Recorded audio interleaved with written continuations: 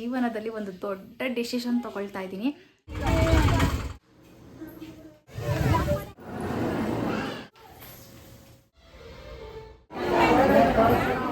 Welcome back to my YouTube channel. Yes, ಇವತ್ತು ನಾನು vlog start ಮಾಡ್ತಾ ಇರೋ ಟೈಮ್ ನೋಡಿದ್ರೆ ನಿಮಗೆ ನಿಜಕ್ಕೂ ಶಾಕ್ ಆಗುತ್ತೆ. ಬಿಕಾಸ್ ಇವತ್ತು ಬುಧವಾರ ರಾತ್ರಿ 10:30 ಆಗಿದೆ. ಈಗ ವ್ಲಾಗ್ನ ಸ್ಟಾರ್ಟ್ ಮಾಡಿದ್ದೀನಿ. ಆ್ಯಕ್ಚುಲಿ ಈಗ ವ್ಲಾಗ್ ಸ್ಟಾರ್ಟ್ ಮಾಡೋದಕ್ಕೆ ಕಾರಣ ಇದೆ.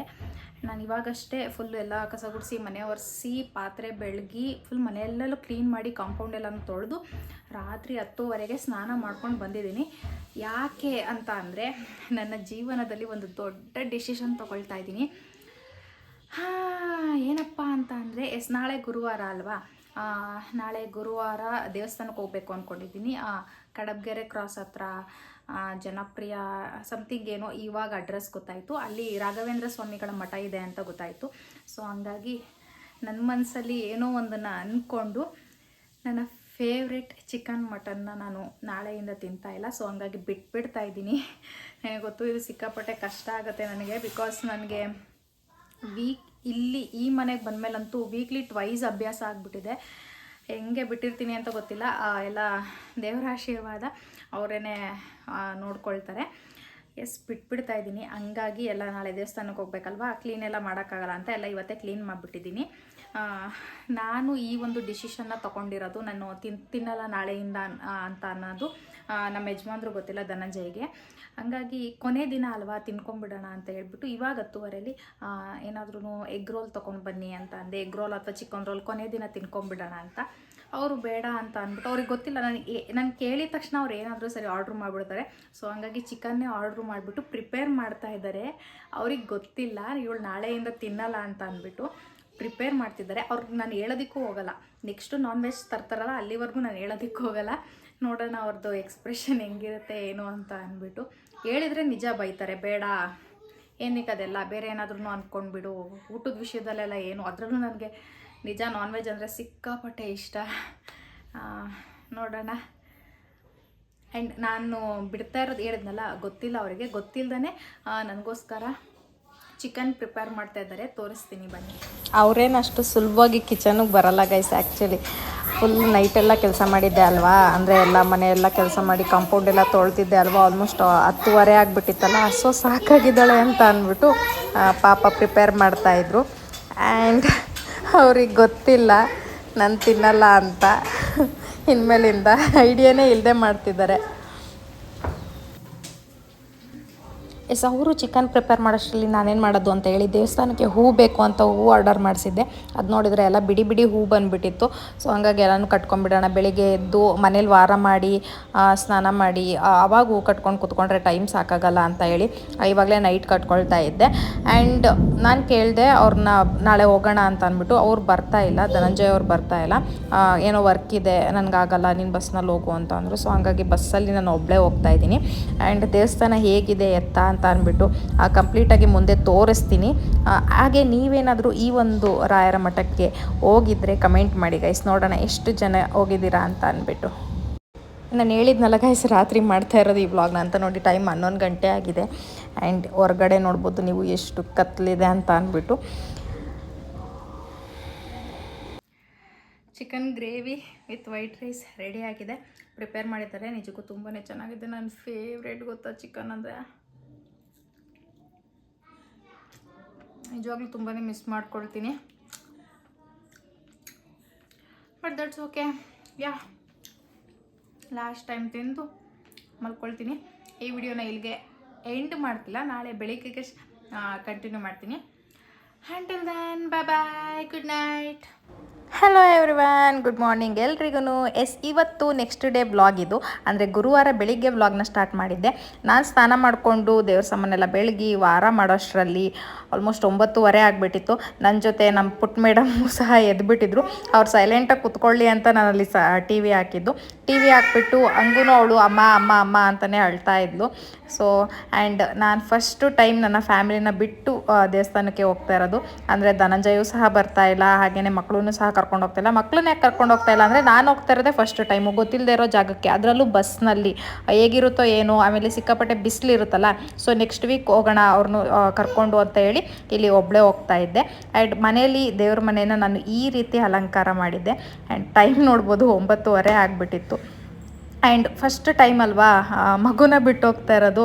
ಆಲ್ಮೋಸ್ಟ್ ನಾನು ಮನೆಗೆ ಬರೋಷ್ಟರಲ್ಲಿ 3 to 4 hours ಆದ್ರೂ ಆಗುತ್ತೆ ಅಂತ ಗೊತ್ತಿತ್ತು. ಹಾಗಾಗಿ ಅವಳನ್ನ ಮುದ್ದು ಮಾಡ್ತಾಯಿದ್ದೆ. ಅವಳು ಅಷ್ಟೇ, ಅಮ್ಮ ನಾನು ಬರ್ತೀನಿ ಅಂತ ಇದ್ಲು. ನೆಕ್ಸ್ಟ್ ವೀಕ್ ಹೋಗೋಣ ಕಂದ ಅಂತ ಹೇಳಿಬಿಟ್ಟು ಪಾಪುನ ಮುದ್ದು ಮಾಡ್ತಾಯಿದ್ದೆ.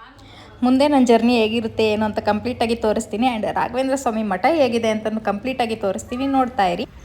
ನಮ್ಮನೆ ಬಸ್ ಸ್ಟಾಪಿಂದ ಕಡಬಗೆರೆ ಕ್ರಾಸ್ಗೆ ಅಂತ ಹೇಳಿ ನಾನು ಇಲ್ಲಿ ಬಸ್ ಹತ್ತಿದ್ದೆ.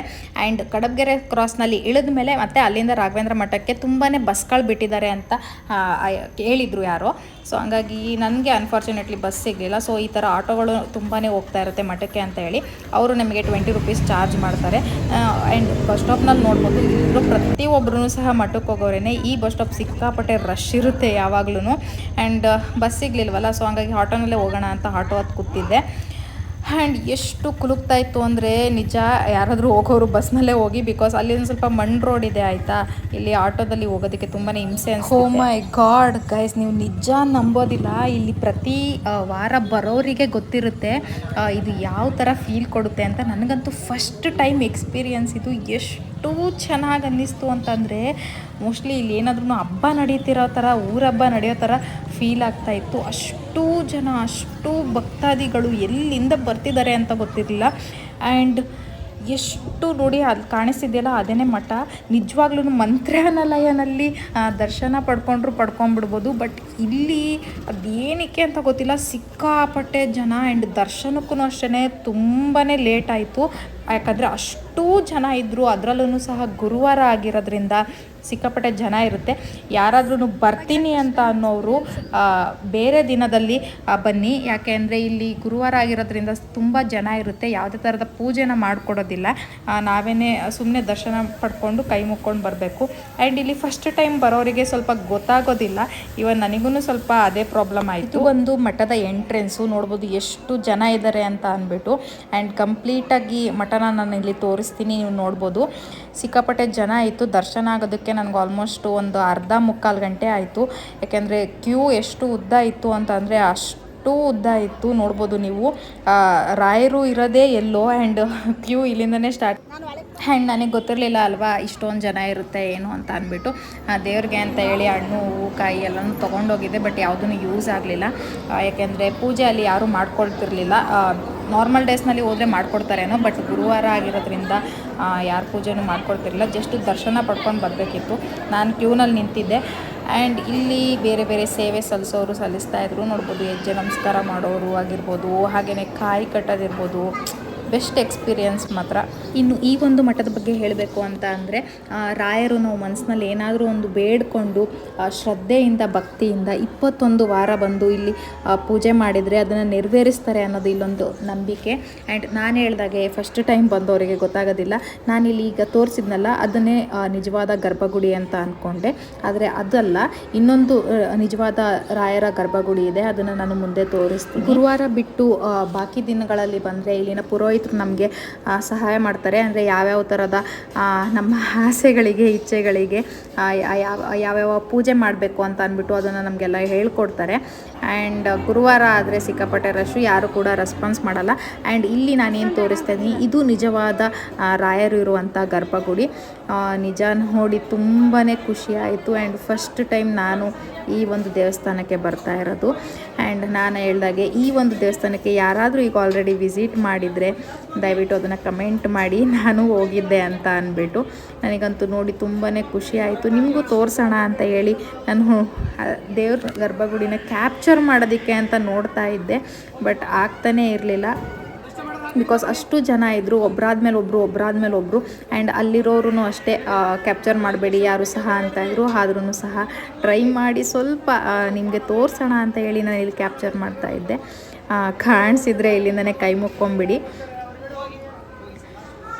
ಕಾಣಿಸ್ತಿದ್ದಾರೆ ನೋಡಿ ರಾಯರು. ಇಲ್ಲಿ ಮನೆಗೆ ಬಂದು ಸ್ಟಾರ್ಟ್ ಮಾಡ್ತಾ ಇದ್ದೀನಿ. ಇವಾಗ ಟೈಮ್ 6:30. ಮನೆಗೆ ಬಂದಿದ ತಕ್ಷಣ ಫುಲ್ಲು ತಲೆನೋವ್ತಾ ಇತ್ತು. ನಾನು ಫಸ್ಟ್ ಟೈಮ್ ಹೋಗಿದ್ದು ಬಿಸಿಲಲ್ಲಿ, ತುಂಬ ದೂರ ಇತ್ತು. ಆಮೇಲೆ ಇಲ್ಲಿಂದ ಬಸ್ ಸ್ಟಾಪಿಗೆ ನಡ್ಕೊಂಡು ಹೋಗಿದ್ದೆ, ಹಾಗಾಗಿ ತಲೆನೋವು ಬಂದುಬಿಟ್ಟಿತ್ತು. ಮನೆಗೆ ಬಂದು ಮಲ್ಕೊಂಡ್ಬಿಟ್ಟಿದ್ದೆ. ಬೆಳಗ್ಗೆಯಿಂದ ಏನೂ ಸಹ ತಿಂದಿರಲಿಲ್ಲ, ಫುಲ್ಲು ಹಶ್ವಾಗ್ತಾ ಇತ್ತು. ಇವಾಗ ನುಗ್ಗೆಕಾಯಿ ಸಾಂಬಾರು ಮಾಡಿ 6:30ಗೆ ನಾನು ಡಿನ್ನರ್ನ ಮುಗಿಸ್ಕೊಂಡ್ಬಿಟ್ಟೆ.